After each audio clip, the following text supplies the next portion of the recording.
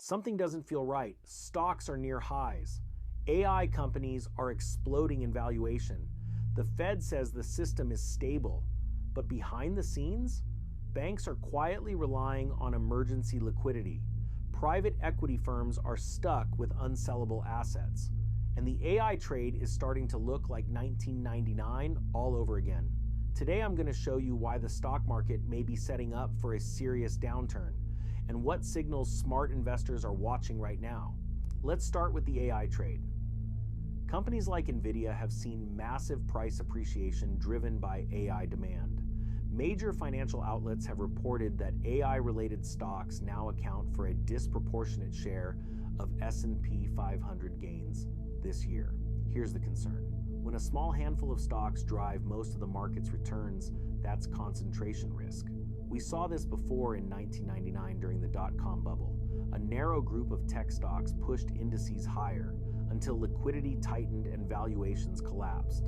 Recent analysis comparing today's AI valuations to the late 1990s shows similar price-to-sales expansions and speculative call option activity.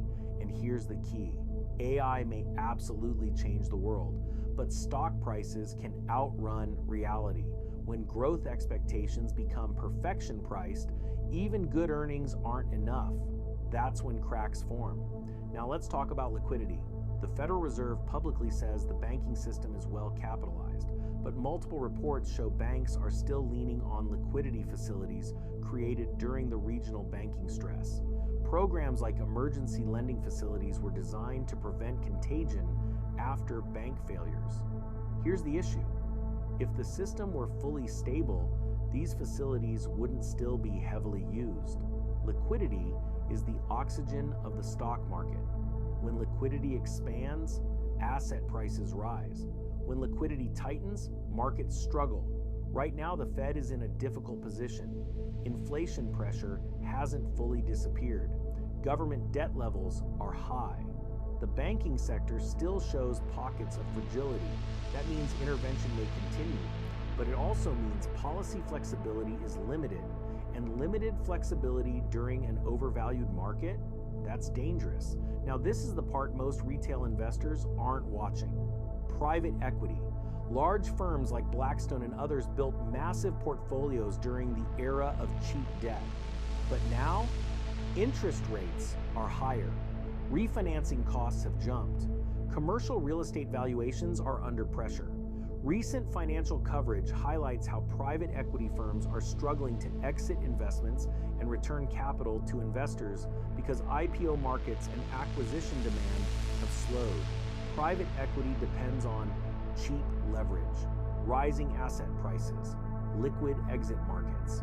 When those three pillars weaken at the same time, stress builds quietly beneath the surface.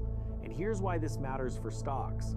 Private equity owns or finances thousands of companies across the economy. If their portfolios weaken, that pressure can spill into credit markets and public equities. The 2008 crisis didn't start with the stock market. It started with stress in structured credit. This feels similar. Let's zoom out.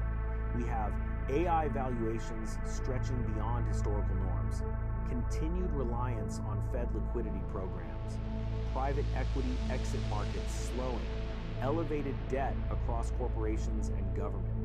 Markets don't crash because of one headline. They crack when liquidity fades and leverage gets exposed.